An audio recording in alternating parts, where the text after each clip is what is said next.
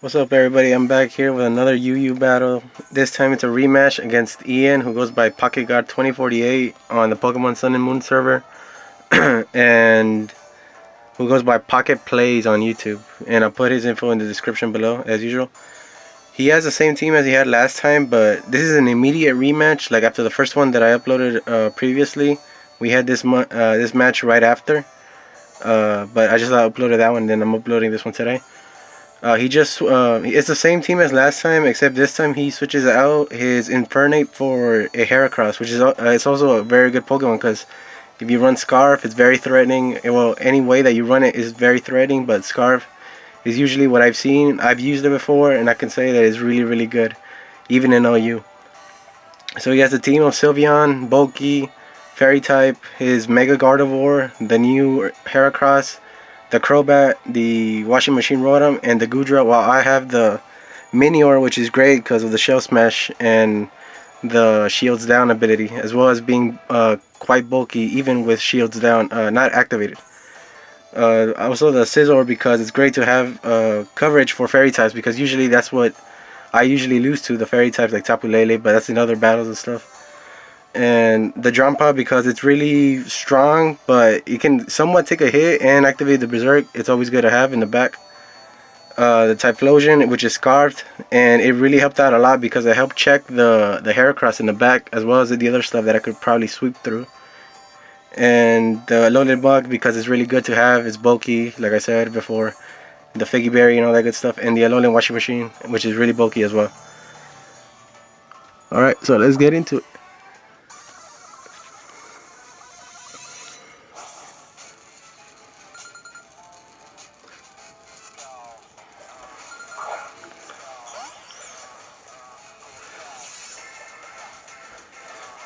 So I lead off with the Minior, and he leads off with his Sylveon, which was interesting because I figured, like in the last match, I saw that it had Reflect.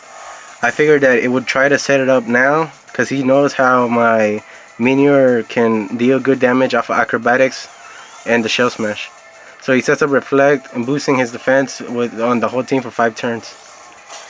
And I got to play around that, which is nice because I have Power Gem in the back, so it's not completely against me that I have, well, since he used the Reflect, I have other ways around it. So here I go for Acrobatics, and this is without the shields down, so it's doing still good damage even after the Reflect, the defense boost. And here he goes for the Moonblast, which is great because I'm able to be in range of the shields down activation. And next turn I'll be able to let loose as much as I want. Well, limited on the physical side. So here, since I guess he stayed in because he thought he could live another one, but after shields down he won't be able to, and I guess he didn't want to switch into anything because pretty much anything that he switched out into after after getting hit twice with Acrobatics, it's a potential KO. Even on, well, I doubt it on the Rotom because it's already have the boosted and everything, but it still would do good damage.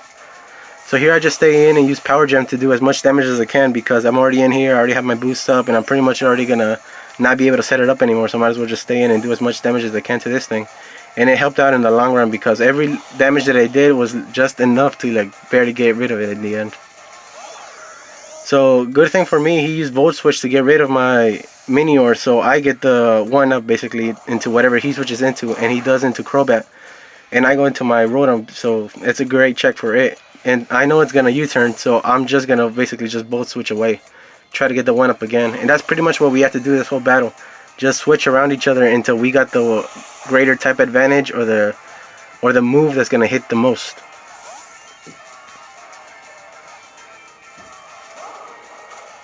So here I go to Drampa. I know I'm slower, but I'm expecting to live a hit unless it's a Draco Meteor or whatever.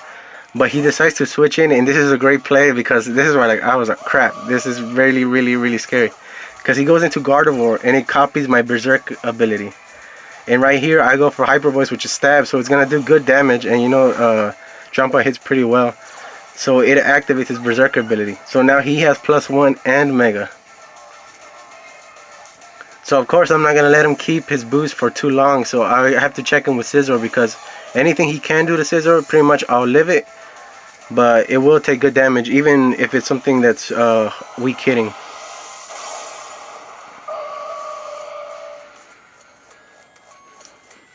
So here he makes a good play because Draining Kiss, he's gonna have to switch out anyways. So Draining Kiss helps him have enough energy for a switch out or whatever later on, which is a great play instead of just going for a hard hitting move, because they still wouldn't have KO'd anyways. So here I just go for Bullet Punch in case he wants to feel brave and stay in, but I get a critical hit, and I'm not gonna lie, I kind of think this really did matter in the long run, because all the little damage that I got into this one dishwasher was enough to get rid of it in the end, which is really nice. But I feel like it really did matter, kind of, even if it was resisted. So here I predicted the Will-O-Wisp, so I go into my Typhlosion, which was a pretty ballsy move, because had he Hydro Pumped, he would have done good damage.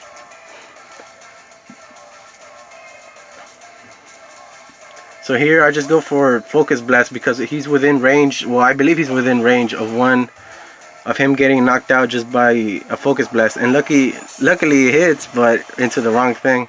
So he switches into his Goodra, which is really specially defensive, and tanks it pretty well.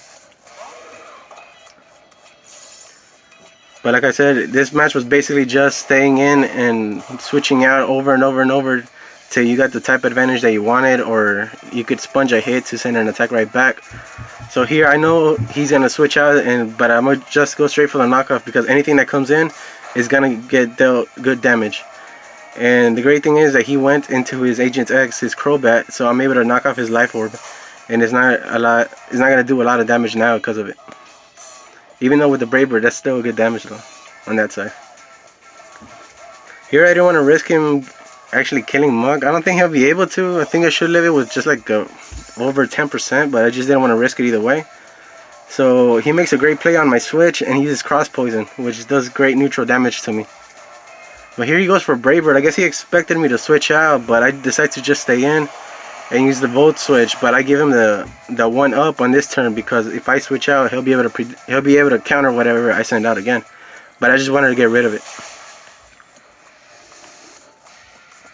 Also, as well as bait him into sending out something where I can make him switch out again with something I send out right after.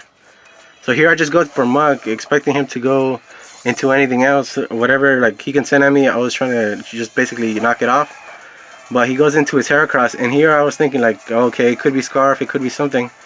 So I had to wait and see after the Earthquake if it was like, if he dealt no damage to himself, it wasn't Life Orb or anything like that, and it was Scarf or Choice Band or whatever. So I had to make sure of its item. And here it shows that, oh well, it's Moxie too, so that's great, like, you know, it gets that +1. So here it shows that it has the Life Orb on it, which is important because the only way I could have knocked it out, because since my Pokemon are slower than it, most of it, I had to use Scizor to Bullet Punch it, so I took note of that and had to whittle it down as much as I could later on. But here I just wanted to check it in case it was Scarf or anything, so I go for the Eruption, and he switches into his Goodra, which is a great play because it checks me real well, but I'm still able to do sizable damage, I guess. It's already stacking up on it. I was expecting a water move just in case, Surf or something, but I'm guessing he's Specs or something, I don't know, because it does pretty good damage, but it is Fire Blast. And I'm faster here, so that was great. I'm able to get the Pain Split off, heal up, and deal damage still. And he lands another Fire Blast. He's really, man, he got really lucky. He didn't miss a lot of the stuff that he usually misses. So here I kind of thought he was going to switch out, so I just go for the Volt Switch. And I also was going to Volt Switch anyways into something else, so that way I can take the hit rather well. And this is why I say that the crit kind of mattered, because all that damage added on, and then all the leftovers gained, it was enough to keep it at this amount of HP, so that Scizor was, I assume, just barely strong enough to knock it out after with Choice Band and everything, with the Bullet Punch. Because I was really fearing it was going to survive with that invisible sliver, and I was like, okay. But I was able to knock it out. I know Heracross is really bulky, like not super mega bulky, but it can live a hit, and I know it should be able to live a Bullet Punch with like say 20%. So I'd rather just whittle it out, and I was expecting a close combat anyways. So I just go into the thing that doesn't appreciate the least getting hit. Well, basically the Rotom is already kind of sacked. So I decided to sack it, so then whenever I switch out into Scizor, I'm able to get him with a bullet punch with his -1 on his defenses down.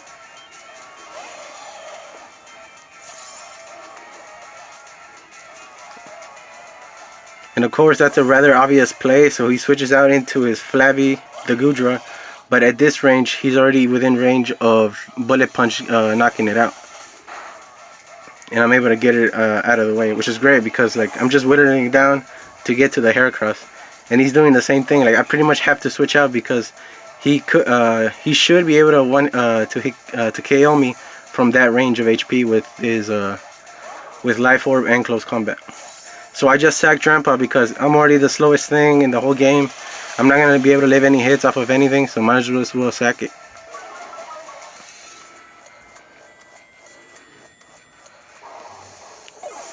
So here, like I said, I just keep whittling him down on his own with by sending stuff out so he loses HP, and he should be within the range now for a bullet punch to be able to knock him out. So either way here, I stay I believe, and just bullet punch.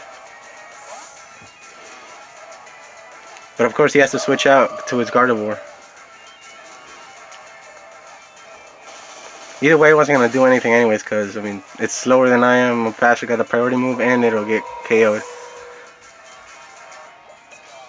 So now since this is the last one, I pretty much just stay in and attempt to knock it out because it's within that range, and either way, if it didn't, it would have a small sliver, and the Life Orb would knock it out next turn, well, this turn.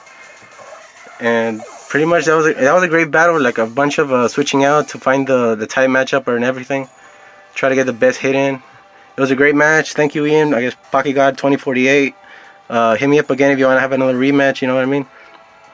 Click like, subscribe, share, all that good stuff, you know? And thank you for watching.